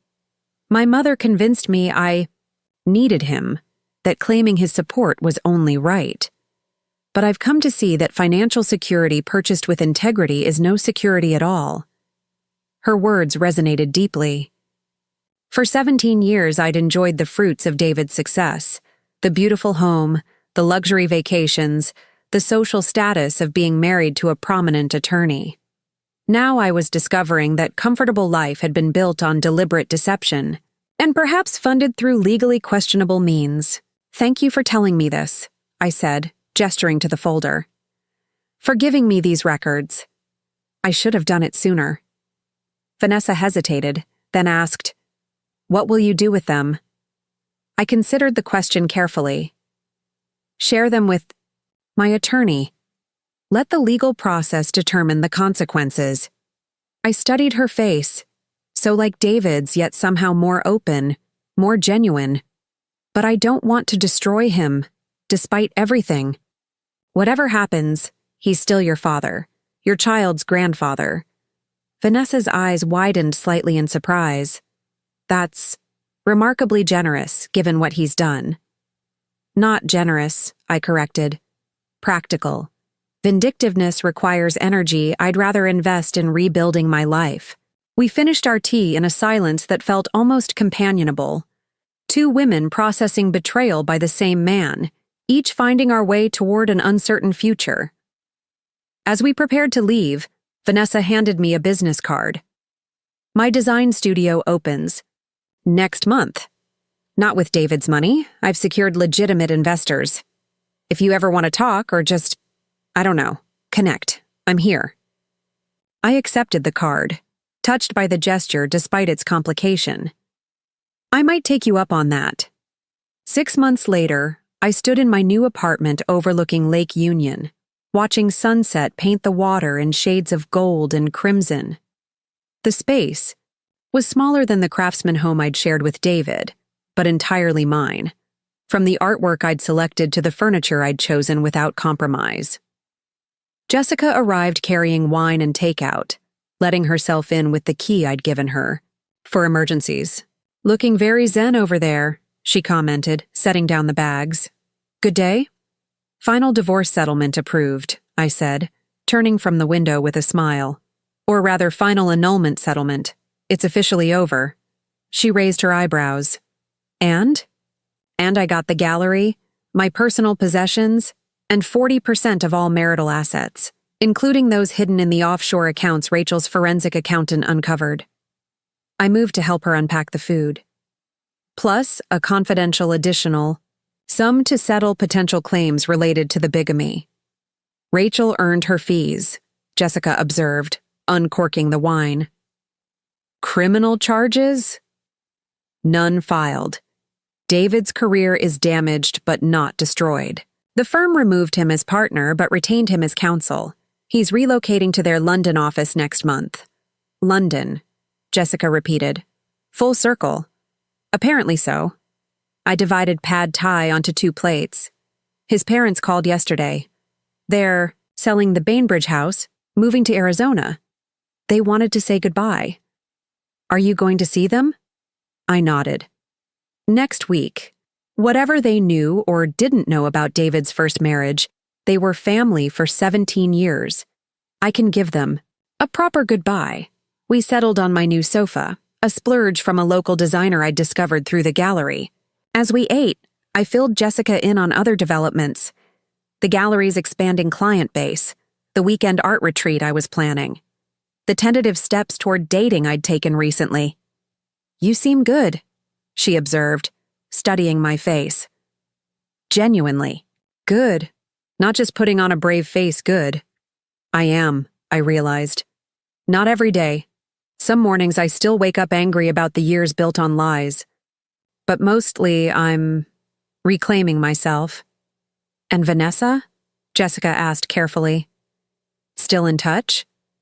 I nodded. "Her studio opening was last month. I went. She had the baby, a girl. Eleanor, after her mother's middle name." I sipped my wine. "It's strange. In some alternate universe, I might have been that child's step-grandmother. Instead, we're just people connected by a complicated history." "Complicated is putting it mildly," Jessica snorted. The baby looks like him, I added softly. Same. Gray eyes. Jessica watched me closely. Does that bother you? Surprisingly, no. Eleanor is innocent in all this. And Vanessa has been more honest with me than David ever was. I set down my glass. She returned most of the money, you know. Once her legitimate investors came through for the studio, she transferred the majority of what David had given her into a trust for Eleanor's education. Said she didn't want her daughter's future built on deception.